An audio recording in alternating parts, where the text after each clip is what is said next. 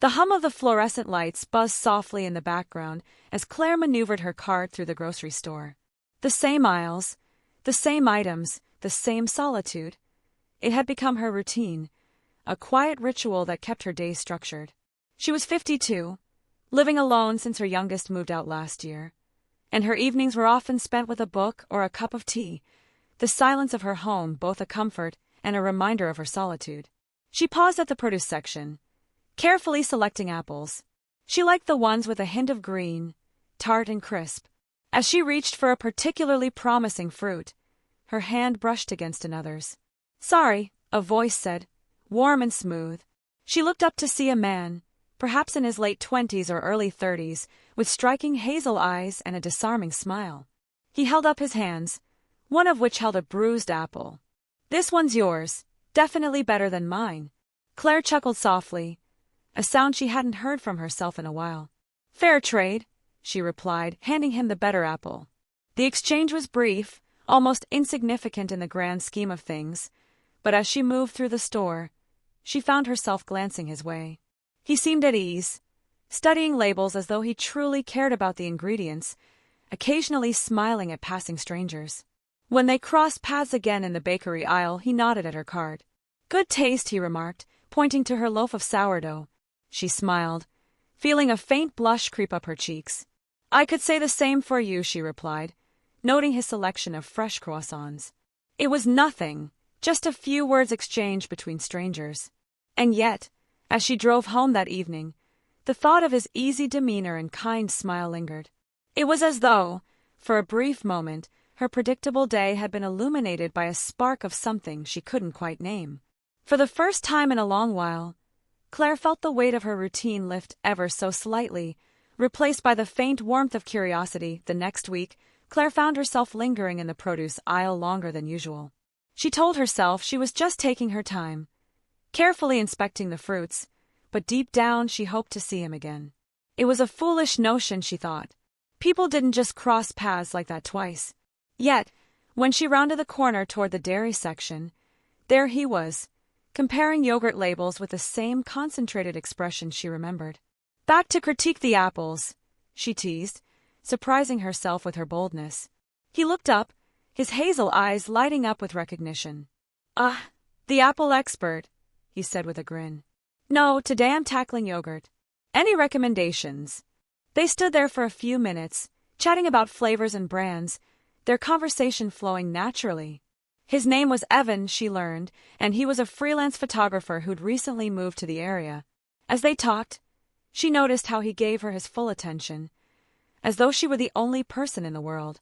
It was refreshing, almost unsettling, to be seen in that way. Before they parted ways, he mentioned a cafe nearby that served the best lattes in town. "You should try it sometime," he said almost casually, but there was a warmth in his tone that made her feel as though the suggestion wasn't entirely random. The following week, they ran into each other again. And again. Each time. Their conversations grew longer, covering topics from books to travel to favorite childhood meals. Claire found herself laughing more, her days feeling less monotonous as she replayed their exchanges in her mind. Eventually, Evan suggested they meet outside the grocery store. "There's a park not far from here," he said one evening, after they had spent nearly half an hour talking by the frozen foods. "It's beautiful this time of year. I'd love to show you." Claire hesitated. Was this normal? Did people their age, well, his age, make friends like this? But the thought of saying no felt heavier than the risk of saying yes. So, a few days later, she found herself walking beside him in the park, the crisp autumn air brushing against her cheeks. Evan had brought his camera, pausing occasionally to capture the golden leaves or a duck gliding across the pond. "You have an eye for beauty," she remarked, watching him adjust his lens.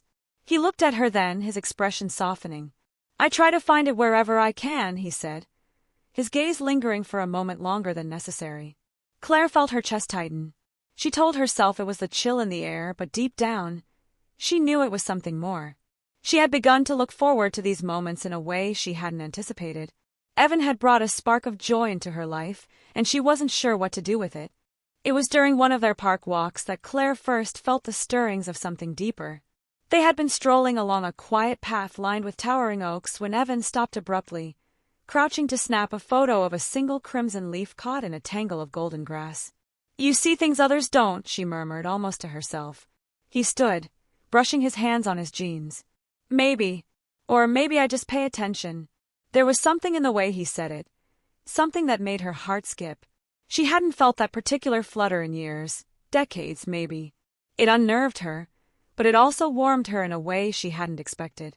As they continued walking, their conversation turned to the past. Evan spoke of his childhood, of summer camping trips, and the way his mother used to bake bread on Sundays. Claire shared snippets of her life, too, though she carefully avoided the subjects that felt too raw. Her divorce, the years of loneliness that had followed, the quiet ache of watching her children grow up and move away. When they reached the edge of the park, Evan paused, turning to face her. "I feel like I've known you longer than a few weeks," he said, his tone earnest. Claire's breath caught. She managed a small laugh, brushing off the comment with a light, "Maybe we've just had good conversation." But that night, as she sat in her living room with a cup of tea, she couldn't stop replaying his words. She thought about the way he smiled when he looked at her, the way his presence seemed to fill the empty spaces in her life. And that's when it hit her, like a jolt of lightning on a clear day. She wasn't just enjoying his company. She was falling for him. The realization left her both elated and terrified. How had this happened? She had always thought herself past the age for these kinds of feelings. Those giddy, heart-racing emotions that belong to youth. And yet, here she was, a woman in her 50s, blushing like a schoolgirl at the mere thought of him. Her mind raced with doubts. He was young, too young. What would he think if he knew? And what about everyone else? Society had no shortage of opinions on women her age being romantically involved with younger men, and none of them were kind. But there was also an undeniable thrill, a spark she couldn't ignore. For the first time in years, she felt alive in a way that transcended her carefully maintained routines. That night, Claire lay awake, torn between the warmth of her feelings and the cold grip of uncertainty. She told herself she could keep it to herself, that she could enjoy their friendship without letting it become something more. But deep down, she knew she was already crossing an invisible line, and there was no turning back. In the days that followed, Claire wrestled with her feelings, her mind a battlefield of excitement and apprehension. She found herself analyzing every word, every glance, every small moment she shared with Evan. Did he see her as just a friend, a confidant? Or was there something more? Her mornings began with overthinking and ended the same way, her thoughts spinning in circles. She'd stand in front of the mirror, scrutinizing her reflection in ways she hadn't for years. The silver strands in her hair seemed brighter, the lines on her face deeper. "He's so young. What could he possibly see in me?" she thought, berating herself for daring to entertain the idea. But then she'd recall his easy smile, the way he leaned toward her when they talked, his casual but deliberate touches, a hand on her shoulder, a light brush of fingers when he handed her something. Claire couldn't deny that her heart raced at his proximity, and it wasn't something she could dismiss as innocent anymore. One evening, while folding laundry, she called her best friend, Margot, hoping for a distraction. But as the conversation meandered, she blurted it out, "Margot, have you ever felt something for someone younger?" The silence on the other end felt deafening. "Are you trying to tell me something, Claire?" Margot finally asked, her tone laced with curiosity. Claire sighed, covering her face with her hand. "There's this man. He's kind, funny, and oh, Margot, he's young. Too young for someone like me." Margot's laughter bubbled through the phone. "Claire, you're not dead.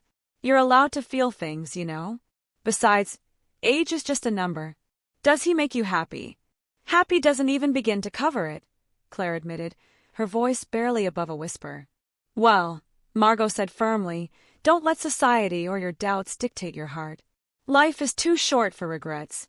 Her friend's words lingered long after the call ended, but they didn't dissolve the doubts entirely. What if Margot was wrong? What if the world wasn't so forgiving? The following week, Claire saw Evan again at the park. He had brought his dog, a rambunctious golden retriever named Max, who immediately jumped onto the bench where she sat, wagging his tail enthusiastically. "Sorry about him," Evan said, laughing as he tried to rein the dog in. Claire shook her head, smiling. "He's a charmer like his owner." The words slipped out before she could stop them, and her cheeks burned. Evan tilted his head, his expression softening. "Is that a compliment, Claire?" he teased, his voice low, almost playful. She laughed nervously, brushing a strand of hair from her face. "Don't let it go to your head." But the look he gave her then, intense, searching, made her heart skip. For the first time, she thought she saw something mirrored in his eyes, something that echoed her own secret hopes. That night, as Claire sat by her bedroom window, staring at the moonlit streets below, she felt the weight of her emotions settle over her like a warm, heavy blanket. She knew there was no undoing what had begun in her heart. The question was, would she let herself believe in the possibility of something more? Or would she let fear and convention hold her back from a happiness she never expected to find? Claire spent the next few days in a haze of uncertainty, trying to keep her thoughts focused on the mundane tasks of daily life. She found herself distracted during meetings at work, her mind constantly drifting back to Evan, his smile, his gentle voice, the way his eyes lingered just a little too long when they spoke. The warmth he brought into her life now felt both a comfort and a burden, pulling at her in ways she wasn't sure how to navigate. It was during one of her quiet evenings at home, as she was preparing dinner for one, something she had done so many times before, that the thought crossed her mind. What if I invited him over? She froze, spatula in hand, the idea taking root and growing almost immediately. The more she thought about it, the more the notion seemed not just tempting but necessary. She couldn't keep living in this suspended state, uncertain about her feelings and wondering whether he felt the same way. Maybe this was the way to find out. But then doubt crept in. What will he think? What if I've read everything wrong? Her stomach churned with anxiety. She hadn't let herself desire anything for so long, and the idea of wanting something, someone, so deeply was both exhilarating and terrifying. Claire spent hours weighing the decision, pacing around her apartment, unable to concentrate. Her hands shook as she set the table for one, the empty chair across from her mocking her in its stillness. She couldn't escape the desire to connect with Evan, to bridge the gap between the quiet moments they shared and the overwhelming pull she felt toward him. But was it wise? Later that evening, she found herself sitting with a cup of tea, the soft hum of the street outside the only sound in her apartment. There was a voice in her head, a quiet whisper that said, if you don't take this step, you'll always wonder what might have been. With a deep breath, Claire made the decision. She picked up her phone, hesitated for a moment, and then sent him a message. "Hey, Evan. I was thinking, I have some extra food from dinner tonight. If you're free, I'd love to have you join me." No pressure, of course. Her fingers hovered over the screen, her heart pounding. She hit send. The reply came just a few minutes later. "I'd love that. I'll bring dessert. How does that sound?" The simple message made her heart race in a way she hadn't expected. She stared at the screen for a long time, the words dancing in front of her. This is happening. As the time drew closer to his arrival, Claire found herself frantically tidying up, rearranging cushions on the couch and lighting candles to create a warm, inviting atmosphere. She was nervous, but there was an undercurrent of excitement that kept her moving, steadying her hands as she set the table for two. When the doorbell rang, her breath hitched. She opened the door, and there he was, Evan, smiling that easy smile that always made her feel like everything in the world was just a little bit brighter. "Hi," he said, his eyes crinkling with warmth as he held up a small box of pastries. "I hope this isn't too much," he added, stepping inside. Claire smiled, stepping aside to let him in. "It's perfect." As they settled into her cozy living room, she couldn't help but notice how natural it felt, how easy. Their conversation flowed with the same effortless connection they'd shared in the park, and the weight of her earlier hesitation began to lift. As they ate, laughed, and shared stories, the walls she had built around herself, guarded by years of self-doubt and fear, began to crack. She realized, with a deep sense of relief, that the world wasn't as rigid as she had once believed. Age, time, and convention had no place in the softness of this moment. Evan had a way of making her feel seen, heard, and cherished. He spoke with an openness, a raw honesty that made her feel lighter, more alive. When their eyes met across the table, it was like a shared secret past between them, unspoken but undeniable. The evening drifted on, and by the time Evan left, Claire felt something she hadn't experienced in years. Hope. She wasn't sure what the future held, but for the first time in a long while, she was excited to find out. As she closed the door behind him, Claire leaned against it, her heart still racing. There was no going back now. She had invited him into her life, into her heart, and what came next, she realized, was beyond her control. But for once, she wasn't afraid of what the future might bring. The days that followed Evan's visit were a blur of anticipation. Claire found herself replaying every moment of their evening together.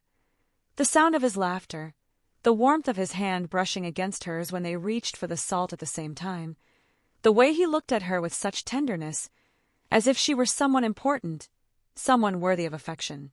It was late afternoon when she received his message, "I'd love to see you again soon. How about we grab coffee this weekend?" Her heart skipped a beat. She could feel the quiet buzz of excitement rising within her. Coffee, a simple thing, but in her heart, it felt like the first step into something more, a continuation of the connection they'd begun to build. They agreed to meet at a small, cozy cafe by the lake. It was a quiet place, perfect for conversation, and Claire liked the thought of being able to sit side by side, watching the world go by. She spent the next few days preparing herself.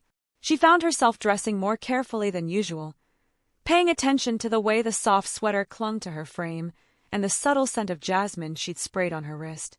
Little things she hadn't cared about in years suddenly seemed important.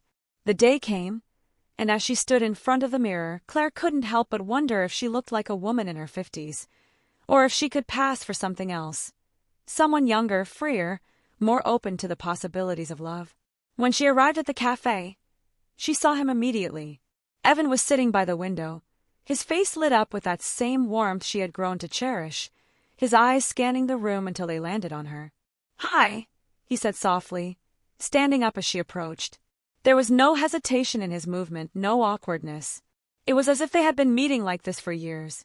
"Hi," Claire replied, her voice steady, but her heart pounding as she sat down across from him. She felt the familiar rush of nerves and excitement, but there was something different this time. She wasn't just seeing Evan. She was feeling him, his energy, his presence, and something more that neither of them had put into words yet. They talked about everything. How their week had gone, the small moments of joy and irritation that filled the days. They shared stories of their past, moments of vulnerability and humor, and Claire found herself laughing more than she had in ages. She couldn't recall the last time someone had made her feel so alive, so present in her own skin. As the conversation flowed, there were pauses, moments where their eyes met, and words felt unnecessary. Claire noticed the way Evan watched her, as though he was truly seeing her, not just the woman she had become, but the woman she was trying to reclaim. He didn't shy away from her age, didn't make her feel as though the years between them were anything but a small detail in the larger picture of who they were together in this moment. Then, as the sun began to set and the cafe emptied out, Evan reached across the table, his hand resting gently on hers. There was nothing hurried about it, nothing overtly intimate, but in that touch, Claire felt the weight of everything she had been holding back. The fear, the hesitation, the years of loneliness. It was as if in that small, tender gesture, he was telling her that it was okay to feel what she had been afraid to feel for so long. "I'm glad we're doing this," Evan said, his voice low, his gaze unwavering. Claire's breath caught in her throat. She wanted to respond, to tell him how much it meant to her, but words seemed unnecessary. Instead, she simply nodded, her hand gripping his just a little tighter. In that moment, she realized something.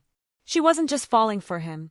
She was allowing herself to be seen, to embrace a part of herself she had hidden away for so long. Evan wasn't just the man she was beginning to care for. He was the catalyst for her rediscovery, for her willingness to accept that love could come at any age, in any form, and in the most unexpected of places. When the coffee was finished, they stood up to leave, and Evan walked her to the door. As they said their goodbyes, Claire felt a gentle pressure in her chest, a quiet hope building inside her. She wasn't sure where this would go, but for the first time in a long time, she was no longer afraid to let herself find out. The days after their coffee date were a whirlwind of emotions. Claire spent hours reflecting on what had happened, replaying their conversations in her mind, analyzing every look, every touch, every moment of connection. There was something undeniably comforting about it all. The ease of their time together, the way they just fit, like two puzzle pieces that had been waiting for the right moment to fall into place. But as the days passed, so did the whisper of doubt. Claire had lived long enough to understand how fragile things like love could be. She had seen relationships come and go, some out of love, others out of necessity, and some out of sheer loneliness. She had spent years convincing herself that her heart no longer needed the kind of love she'd once craved. She had built a life where she came to terms with solitude, convinced that her place was in the quiet, unassuming spaces between her children's visits, the long evenings of reading books that made her feel content but never truly alive. She had become comfortable with the routine. And yet, in Evan, she had found something entirely different. He made her question everything she had accepted as the limits of her life. One evening, as she sat on the balcony watching the stars, she let herself feel it, the tender ache of desire, of wanting something more. She realized that Evan was more than just a charming young man who brought excitement into her world. He was a reminder that she still had the capacity for deep feelings, that the things she thought were lost to time, passion, excitement, the freedom to love without hesitation, were still within her reach. But then, the doubts crept back. The world often judged those like her, those who dared to cross boundaries, to love across age, to embrace relationships that didn't fit into neat, socially acceptable boxes. How would they view her? A woman in her 50s, falling for a man so much younger?